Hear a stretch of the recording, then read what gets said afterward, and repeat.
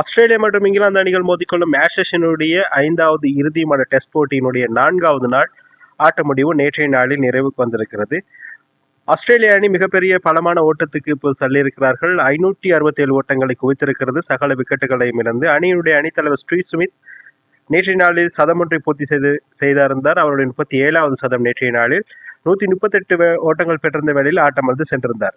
அதற்கு அடுத்தபடியாக ஆஸ்திரேலிய அணியினுடைய வரிசைகளுடைய கிரெமரோன் கிரீன் 37 ஓட்டங்களை பெற்றிருந்தார். வெப்ஸ்டர் 71 ஓட்டங்களை பெற்றிருந்தார்.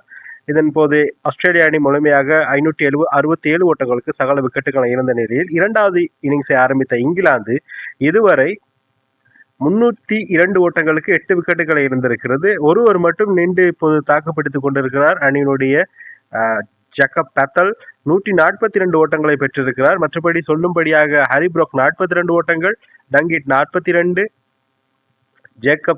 ஜேக்கப் ஸ்மித் 26 ஓட்டங்கள், வில் ஜாக்ஸ் எந்தவித ஓட்டங்களை பெறவில்லை. பேன் ஸ்டோக்ஸ் ஒரு ஓட்டத்துடன் ஆட்டமிழந்தார். கடந்த முதலாவது இன்னிங்ஸிலும் கூட எந்தவித ஓட்டத்தையும் பேன் ஸ்டோக்ஸ் பெறவில்லை. ஆஸ்திரேலிய அணியுடைய பந்துவீச்சு சார்பாக அதிகமான விக்கெட்டுகளை வீழ்த்தியவர்கள் படியில் இப்போது வெப்ஸ்டர் 3 விக்கெட்டுகளை வீழ்த்தி இருக்கிறார். மிக சிறப்பாக செயல்பட்டுக் கொண்டிருக்கிறார். அதோடு மிச்சல் ஸ்டாக் 1 விக்கெட், போலண்ட் 2 விக்கெட்டுகள், மிச்சல் நேசர் 1 விக்கெட். கடந்த இன்னிங்ஸில் 4 விக்கெட்டுகளை கைப்பற்றிருந்தார். இங்கிலாந்தினுடைய பந்து வீச்சில் மிக சிறப்பாக செயல்பட்டிருந்தவர் கேஷ் மாத்திரம் மிக சிறப்பாக செயல்பட்டதார். 3 விக்கெட்டுகளை வீழ்த்தியிருந்தார். ஸ்டாங்ஸ்டேஜ் 3 விக்கெட்டுகள், பேன் ஸ்டோக்ஸ் 2 விக்கெட்டுகள், Will Jacks 1 wicket, Jacob Bethell 1 wicket. இப்போது ஆஸ்திரேலிய அணி வெற்றி பெறுவதற்கான வாய்ப்பு இருக்கிறது. ஆஸ்திரேலியாவுக்கு மிக சிறப்பான ஒரு பிரகாசமாக இருக்கிறது. காரணம், இன்னும் 2 விக்கெட்டுகளை ஆஸ்திரேலிய அணி வீழ்த்துமாக இருந்தால் நிச்சயமாக இங்கிலாந்தை வீழ்த்தி 4-1 என்ற அடிப்படையில் இந்த தொடரை முழுமையாக ஆஸ்திரேலிய அணி கைப்பற்றும். ஏற்கனவே 3 போட்டிகளை ஆஸ்திரேலியா வென்றிருந்தாலும் இந்த போட்டி தீர்மானமிக்க போட்டி இங்கிலாந்துக்கு இன்னும் 2 விக்கெட்டுகள் மீதம் இருக்கின்றது.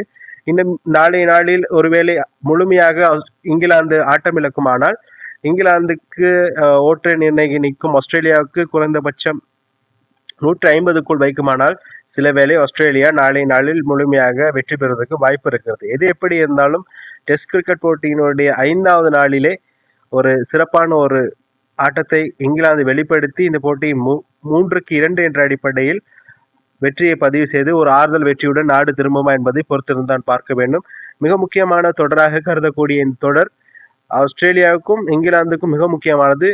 கடந்த டெஸ்ட் சாம்பியன்ஷிப் 2027ஆம் ஆண்டு வரப்போகின்ற டெஸ்ட் சாம்பியன்ஷிப்புடைய சுற்றுவட்ட போட்டிகளாகவே புள்ளிகள் இதற்கு பெறக்கூடிய வாய்ப்பு இருக்கும். இதனுடைய வெற்றி மிக முக்கியமானது.